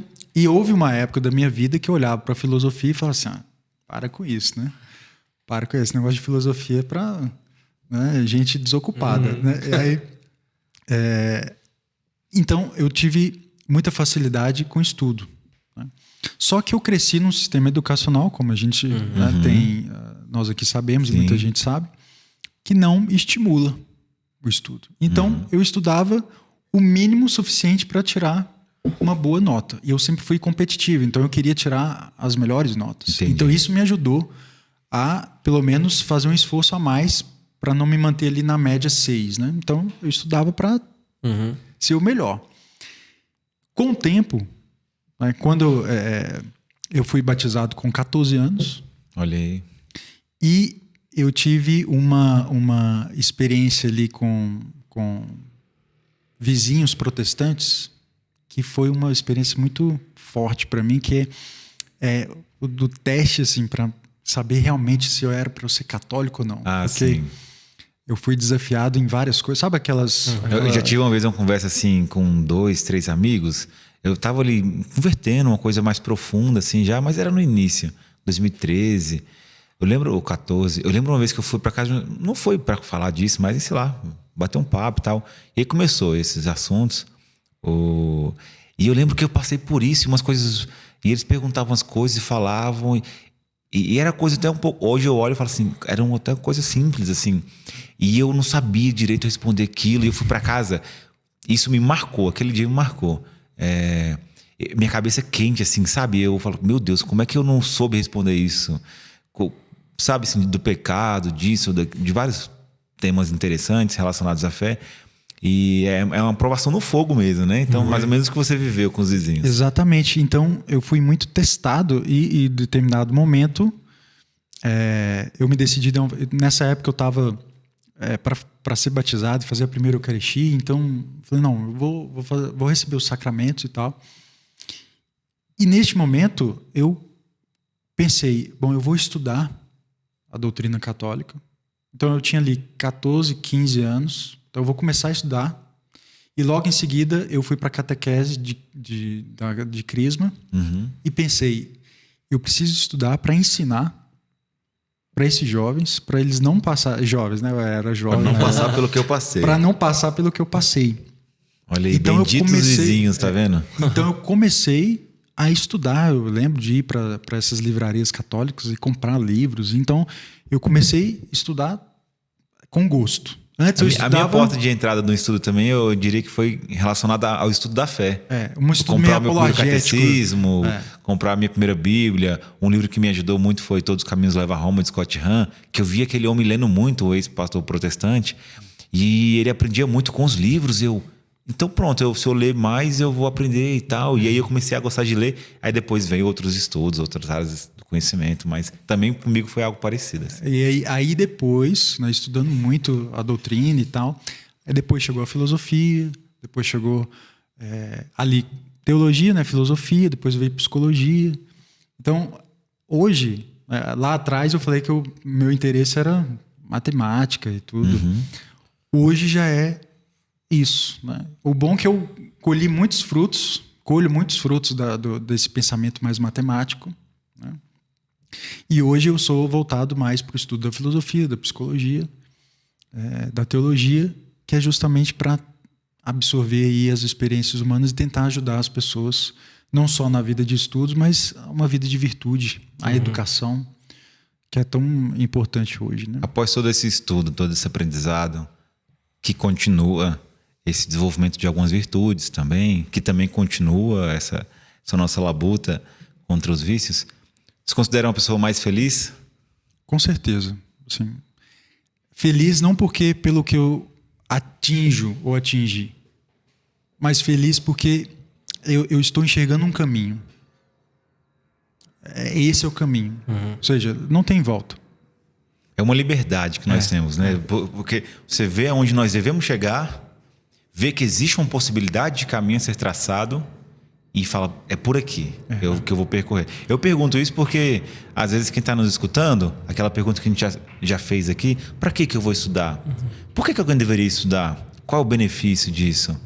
Eu acredito que isso nos torna mais humanos, isso enriquece a nossa vida, nossa visão de mundo. E eu vivo, ainda que pouco ainda, mas eu também digo que eu sou mais feliz, assim, por isso também, por ter um conhecimento mais amplo. Porque pensa o seguinte, se o Senhor nos deu essa capacidade de aprender, e nós temos essa sede pelo conhecimento, pela verdade, é até um pouco óbvio, lógico, que à medida que nós vamos exercendo essa capacidade, desenvolvendo essa capacidade, que a gente se torne mais aquilo que devemos ser. E aí essa felicidade ela acompanha esse amadurecimento, essa evolução.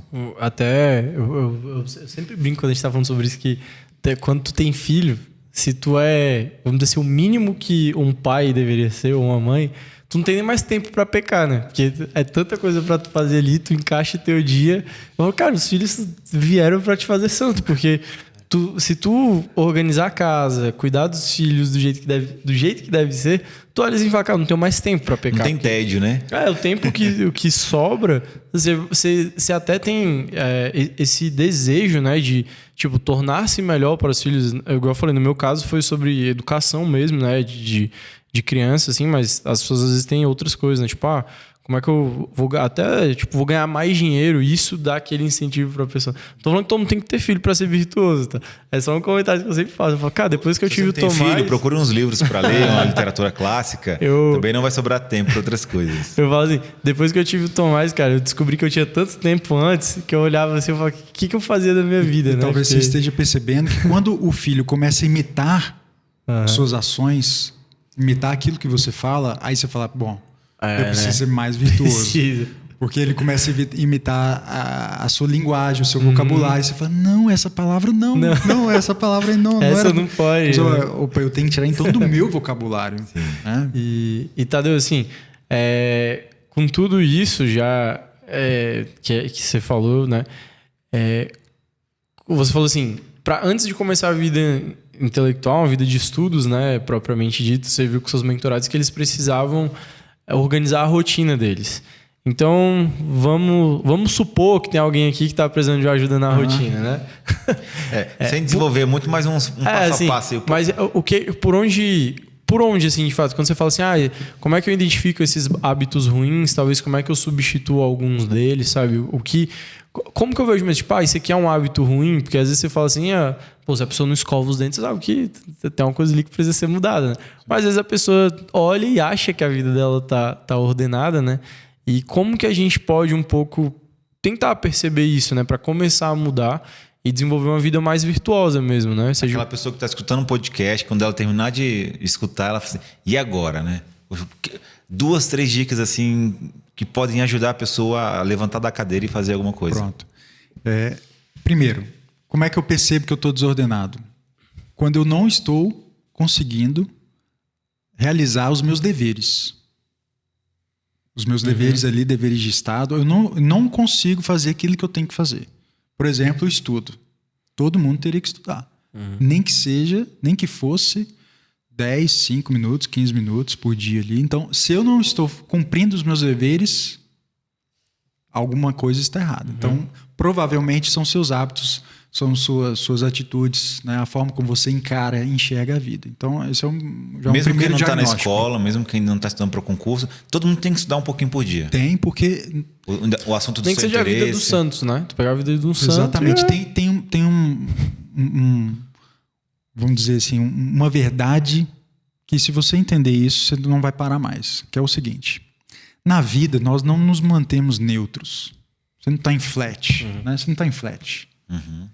Você está em cruzeiro.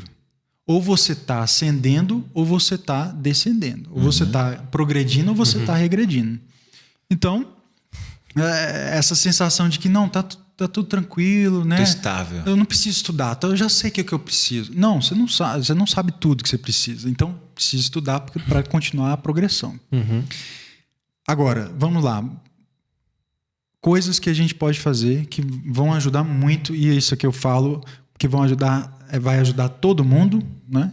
São os marcos do nosso dia, né? Qual que é a célula da nossa vida? É o dia, porque ela tem um início e um fim muito bem determinado. Então, ela tem o início do dia e o fim do dia. Né? Eu poderia pensar, seria a hora? Não, porque você começa a hora e termina aquela hora, você não tem uma noção até mesmo temporal. A geografia, tudo isso, o sol muda, né? Exatamente. Aquela hora, então, o nascer do sol. É fantástico isso, porque Deus criou assim. Então, você percebe, existe o início e o fim do dia, né? Existe o nascer e o ocaso, né? Então, esses pontos são fundamentais na rotina de uma pessoa, e a desordem nesses dois marcos, nesses dois pontos do dia, desordenam todo o resto.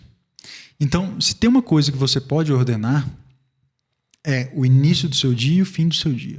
Então, vamos lá. E um está ligado ao outro. O fim de um está ligado ao início de outro. Imagine um círculo mesmo, né?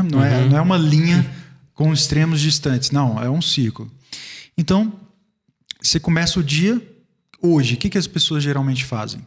Elas abrem o olho Pega o celular. e pegam o celular. O que está acontecendo? Ela está enchendo a cabeça dela de informação desnecessariamente. Uma luz enorme na cara dela. Tirando até o aspecto fisiológico, né? Que atrapalha. Que atrapalha.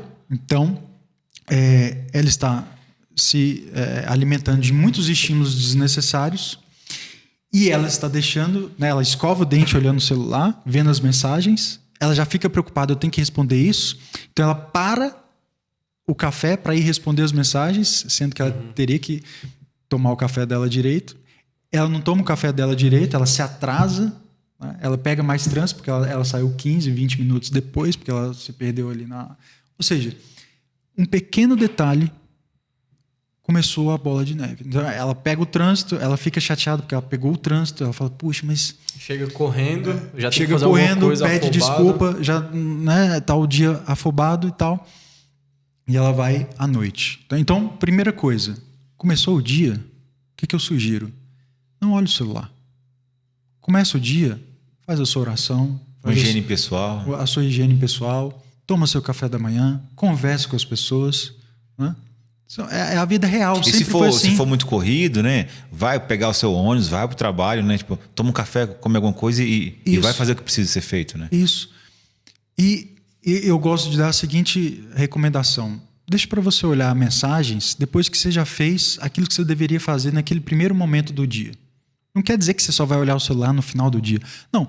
Olha, depois que você já fez minimamente as primeiras coisas, né? Então você pode definir, olha, então eu vou fazer isso, isso, isso, isso. Depois disso aqui, pronto, eu olho. Então, dica valiosa. Faz uma rotina mínima, 2, 3, 4 coisas ali. Depois disso, eu olho o celular. E até assim, acordar talvez um pouco antes, porque acho que tem muita gente que acorda no tempo cronometrado, no limite. Assim. No limite. Ele acorda, ele só tem tempo de escovar os dentes, trocar de roupa, pega o café e vai comendo no Aí carro. uma olhadinha no celular, ela não é uma olhadinha.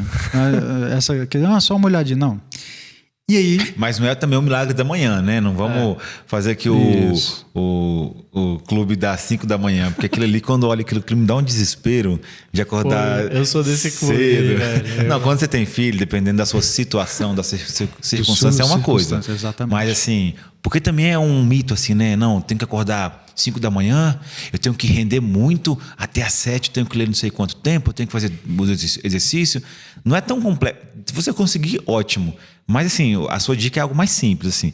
Independentemente da hora que você acorda, faz essa pequena rotina e depois olha o celular. Tanto é que eu não recomendo, a minha recomendação não é assim, acorde cedo. Não.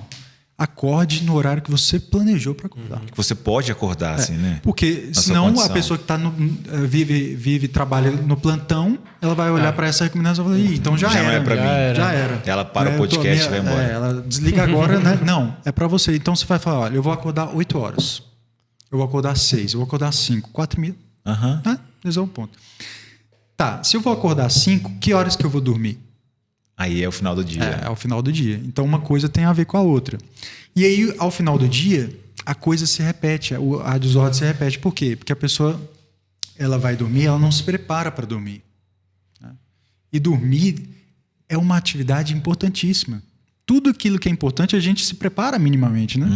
Para dormir, não. Como é que geralmente as pessoas dormem? Elas ligam a televisão, dormem vendo televisão. Olha, a televisão para mim é o até apagar, pô.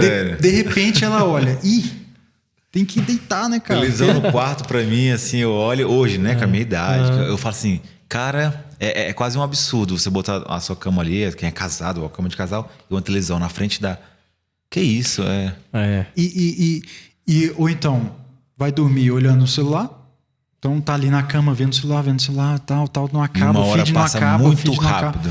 Uma hora passa muito rápido no final do dia. Quando tu vê é 10, vai ser 11, quando você parar de mexer no celular. Uma horinha é básico. Exatamente, você responde ali, não sei o quê. Então a pessoa ela se enche de estímulos ali bem próximo do horário que ela se programa para dormir. Então o que eu sugiro? Olha, você vai dormir, primeiro, né, voltando, determina o horário que você vai acordar, determina o horário que você vai dormir. Você vai dormir então 11 horas. Então separa ali, para ser bem prático, concreto para as pessoas, separa ali 5 minutos Depois você vai aumentando. O ideal é que fosse ali Umas meia hora. meia hora antes. E corta estímulo. Vai fazer No sua máximo, oração, claro, né? A higiene oração, pessoal, a higiene tudo. pessoal, a leitura de um livro, né? Que é um estímulo, mas é um estímulo muito bom mais estímulo. agradável e é um bom estímulo. Pra quem não tem rotina, é um bom estímulo pra dormir, né? Também, é. Pra quem começa tá a com ler, dificuldade pra dificuldade de dormir dormir, também, vai dormir que é uma beleza. Meus alunos, quando eles falam que dormem muito tarde, né? Tipo, 1 da manhã, eu falo, pô, quando der umas 10h30, 10h45, pega um livro, velho, que você quiser. Deita na cama, abaixa a Duvido se luz, você vai dormir começa a ler. 1 Eu da manhã. duvido que tu Duvido fica até também. 1 da manhã. Duvido. Cara. E ali naqueles minutos, né, que antecedem Corta o estímulo. corta o estímulo, se prepare para dormir. Tenha a sensação de que você está indo dormir e que você apaga a luz e dorme. Sabe? Não é aquela coisa, deixa eu apagar a luz aqui para dormir direito, entendeu? Não, é ter uma noção de que você finalizou o dia. Né? E, para quem ainda quiser uma terceira dica, ali um dia, né, na noite anterior, você ter já noção do que você tem que fazer, dessa rotina mínima do início do dia. Para você também não acordar com aquela sensação. De o que fazer? O que eu tenho que fazer mesmo? Ela só sabe aquelas coisas rotineiras, que é o quê? Escova o dente, tomar café. O resto, né? O que eu tenho que fazer? Ainda mais quem está em casa, quem está em home office. Porque quando tem uma rotina já ir para o trabalho, ela sabe, eu tenho que ir para o trabalho.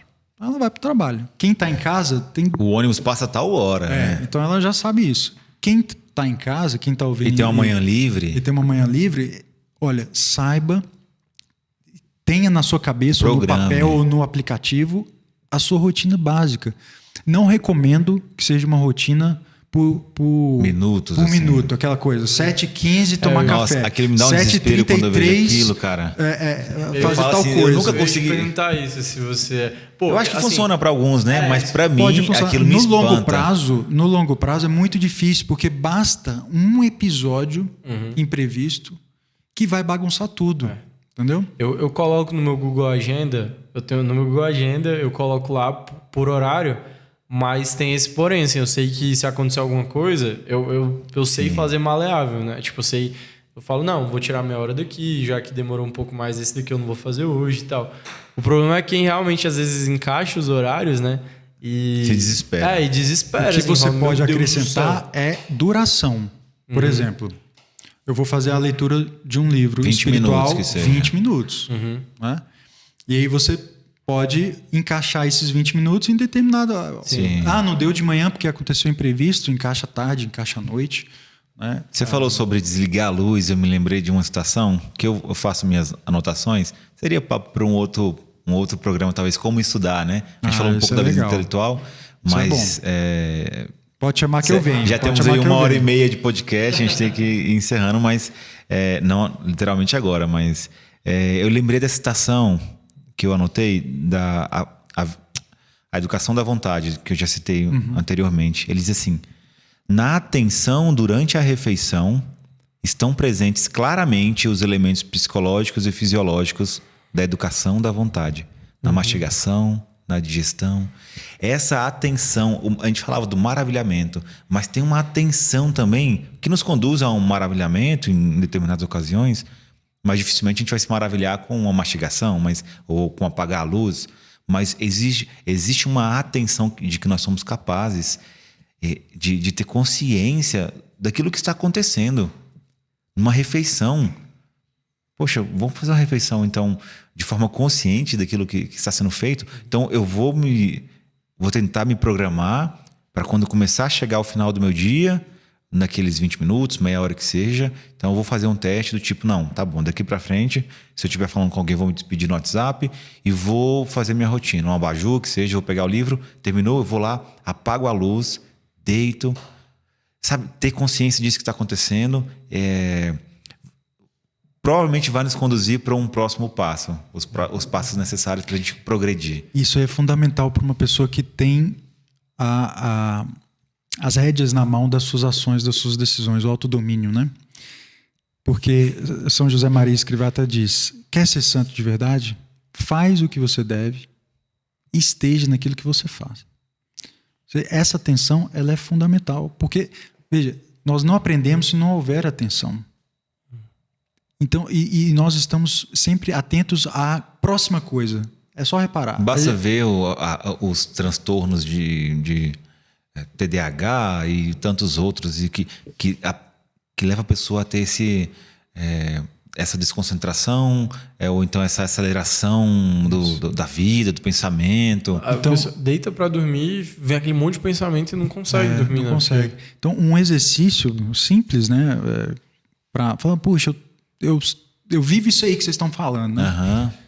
Um exercício simples que você pode fazer ao longo do dia, vários dias, é de escolher uma coisa que você faz rotineiramente e descrever enquanto você faz. Interessante. Então, você está escovando os dentes, você vai lá.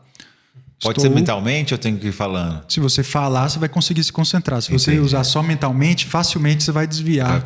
Vai perder. Então, faz baixinho para o pessoal não achar que você tá doido. Você é casado, né? Aí sua esposa tá lá dormindo, aí você tá... Estou agora colocando a pasta. Ela é o quê, amor? Estou agora abrindo a pasta, né, de dente, estou apertando. São exercícios que forçam a gente a olhar para isso. Você vai... Porque se você tiver que descrever, minimamente você vai prestar atenção, né? E fazer algo que você faz todo dia de forma automática, que é justamente para você pegar essa ação automática e descrever. Você está dirigindo, talvez você está sozinho. Né? Quem dirige aqui e não é um carro automático sabe em qual marcha está, né? Uhum. Você sempre sabe a marcha que está no automático, ali pela velocidade. Então, você sabe fazer um movimento. Se voltar para a quarta e uma subida, enfim. Exatamente. Então você descreve, olha, estou dando seta agora para a direita e tudo. Estou diminuindo a velocidade. Por quê? Isso vai para você perceber a realidade. É um exercício simples. Pega uma atividade. Faz hoje, faz amanhã. Você que está escutando aí, ó, já começa... Acabou o podcast, já começa a fazer. É simples. É só para você perceber que você está atento, né? As pessoas estão cada vez mais reativas e menos ativas, no sentido de elas reagem muito, elas vivem reagindo. Então, ela acorda e não vai viver. Ela acorda e a notificação do celular determina a próxima ação dela.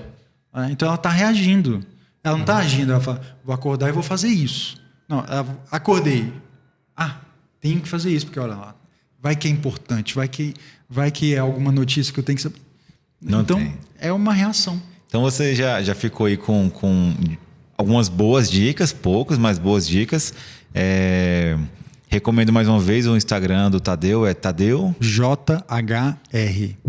Quem não é de Brasília também consegue ter essa mentoria e tudo? Quem não é de Brasília, hoje eu acabei de encerrar um curso ontem. Que bacana. Qual era o curso? O curso De Volta ao Caminho, que é justamente de falar sobre os 7 vícios capitais. Olha só. Justamente para ordenar a vida. Então, ontem, e percebi lá pela lista, tenho alunos em todas as regiões do país. Que bacana. Faltam 3 estados, hein? Acre, Espírito Santo, se eu não me engano, Amapá. Não tem aluno ainda lá. Já usa um cupom de desconto aí pro pessoal. Se vocês forem quem for desse estado aí vai ter uma oportunidade especial. E tem nos Estados Unidos também. Descobri agora. Bacana. Então, uma alegria. Tadeu JHR. As inscrições agora estão fechadas, né? Estão fechadas. Esse podcast vai sair daqui a algumas semanas, mas provavelmente vai estar fechado ainda. Mas segue lá o Tadeu e quando ele abrir de novo, participem lá, né, do De Volta ao Caminho. Conhecer um pouco mais sobre as virtudes, os vícios, né? E como superar esses vícios aí, certo? Foi uma alegria receber você, Tadeu, e eu também poder participar desse podcast.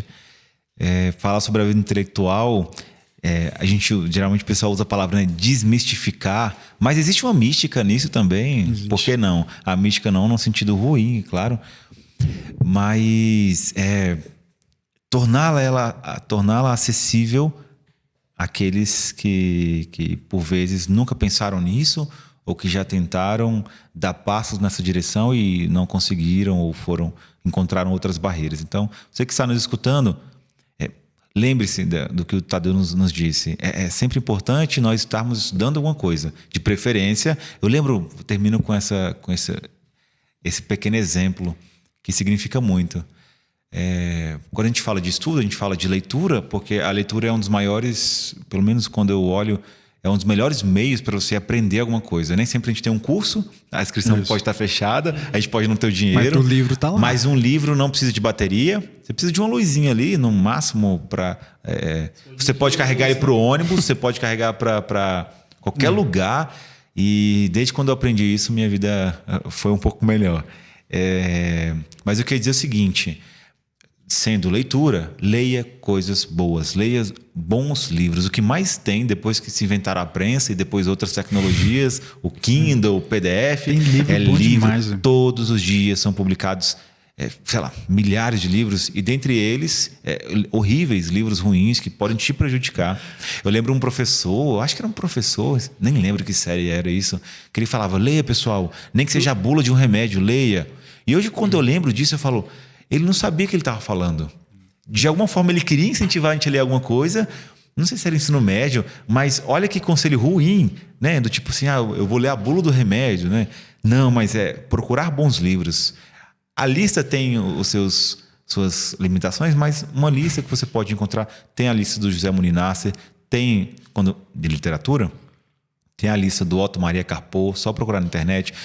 E dependendo da área de estudo que você for ter, você pode procurar ou com uma mentoria, ou numa live. Hoje tem Instagram, tem YouTube. Então, procure bons livros, procure bons cursos e vai estudar. Vá e comece pela sua área de interesse.